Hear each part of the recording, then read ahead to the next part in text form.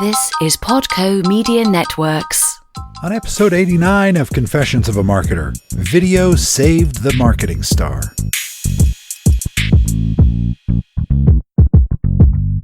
Hi, it's Mark Reed Edwards. Welcome back to Confessions of a Marketer. Joe Martin of CloudApp is back to finish our chat about video and visuals in marketing, and we also learn a bit about his company, CloudApp. We'll get to that in a moment.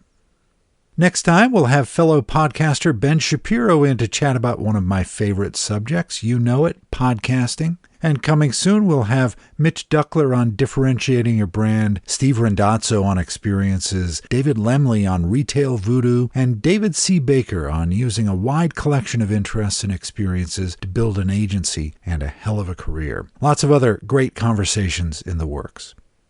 This is episode 89. We'll hit our 100th episode in late September with some fun plans in store to celebrate that milestone. Right now, it looks like that episode will hit right about September 29th. Hard to believe that this little show has run that long. 100 episodes is quite a milestone. But we've gotten here, haven't we? I started with a few friends and colleagues who I love to talk with, and it's grown from there.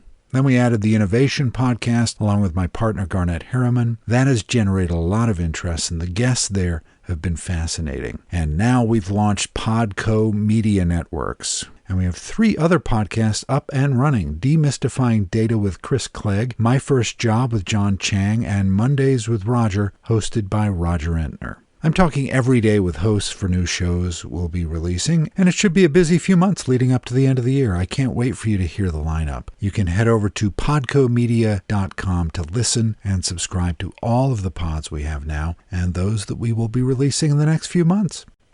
Okay, back to Joe Martin. Last time we talked about video and visuals in marketing. This time we learn more about Joe's company CloudApp, see what they've been up to, the kinds of customers they have, and how they use CloudApp to enhance productivity. Then we turn to the future, and Joe sees video and mobile at the center of the marketer's universe in the years to come, and we agreed we need to do better with mobile, much better. It's a great chat, so let's get to it.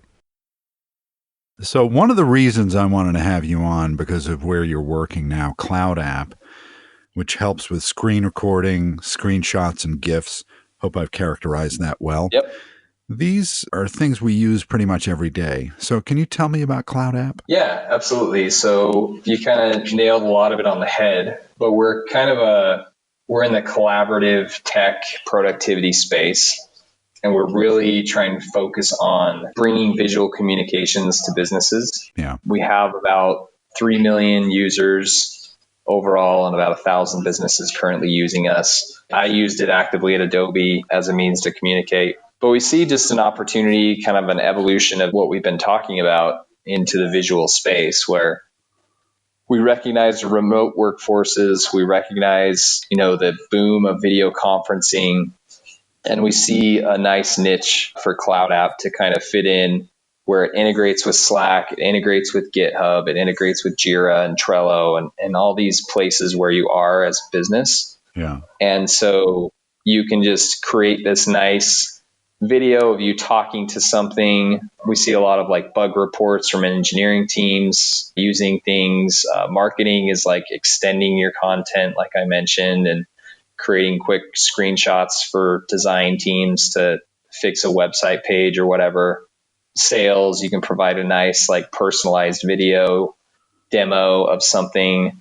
And really a lot of the cases, these can help eliminate some meetings that may take place. I know at Adobe, one of the biggest frustrations I had was when I'd work on an infographic or something, I'd go back and forth with our design team. There was one that I used in a presentation that had 30 iterations on it, I think. And it's because I couldn't get a meeting with them because they'd kind of had busy schedules. And so we had to do, everything over email and PDF. And PDF was all just kind of textual and kind of sticky notes on things. And so that can sometimes be taken the wrong way and not understood correctly. But then I started sending these CloudApp videos when I was there a year or so ago.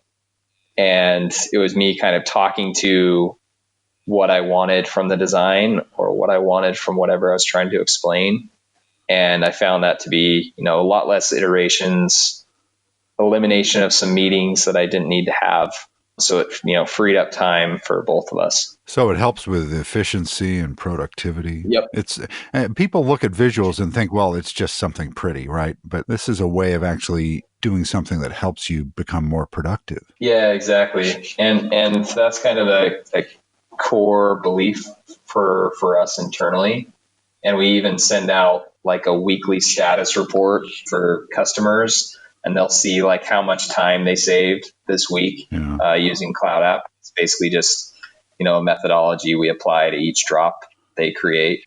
But we believe in saving time, connecting remote workforces, and hopefully creating a better, customer experience if it's a customer external facing kind of tool you're using. And it sounds like you're seeing some success out there with CloudApp, that you're seeing companies latch onto it and start using it, which is great. Yeah, definitely. We've got quite a few, well-known companies using the product.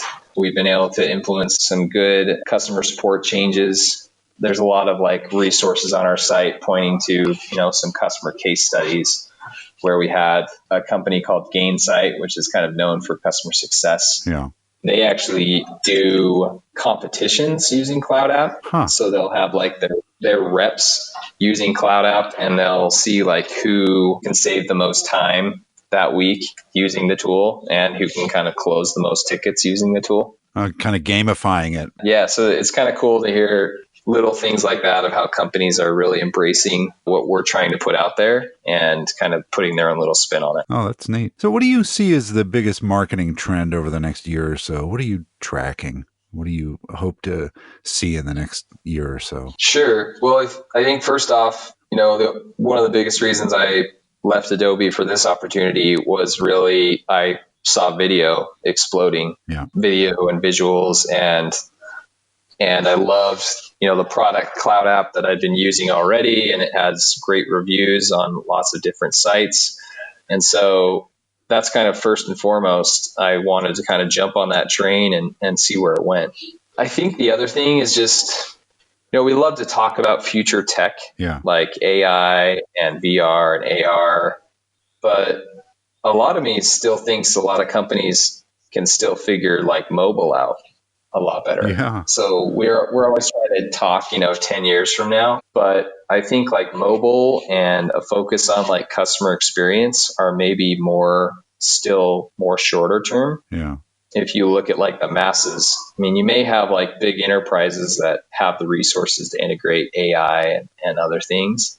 But as far as like SMB and mid-sized companies, still need to figure out mobile. Lots of opportunities there. And then also just making sure that they're providing a good experience. There's some pretty cool stats on customer experience and how customers are willing to, pay more for a good customer experience. A lot of people think that it's more valuable than the product itself in times, and it can be a differentiator.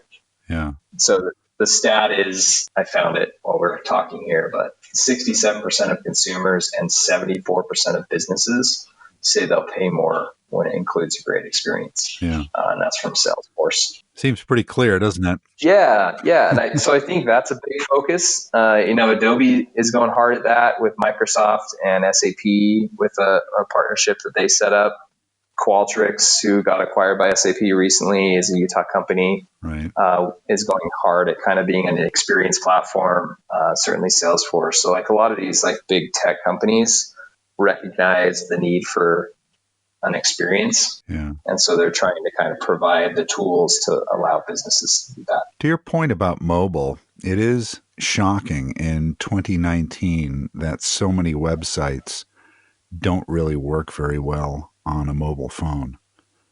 And that should be at the top of the list for someone developing a website these days, it seems to me. Yeah, I would agree. I think mobile web has a lot to be desired. I think apps, people get frustrated with mobile web, and so they go to an app. Yeah.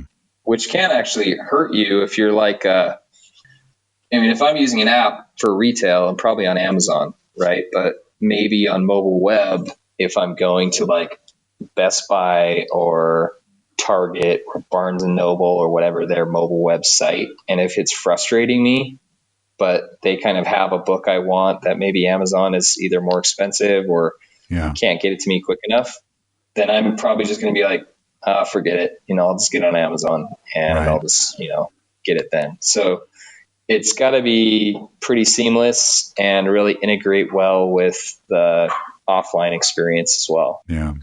And I think it comes down to the other point that you discussed a moment ago, and that is really customer experience should be paramount here. Whether you're viewing in an app, mobile web, on a desktop, on a laptop, on a mobile phone, on an iPad, whatever it is, the experience that the customer has should be at the top of the list for anyone developing any of those.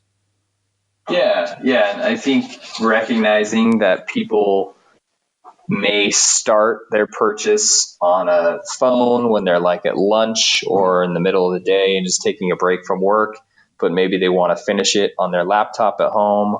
Yeah. Recognizing there's multiple devices in play and providing that different experience for each one is really paramount to keeping customers loyal. Well, Joe, this has been a great chat. Loved learning about CloudApp and video and visuals, and I hope to have you back again when we can continue this chat sometime in the future and see if some of these trends that we're discussing actually come to fruition. Yeah, would love that. It's been a great conversation. Glad we could make it happen.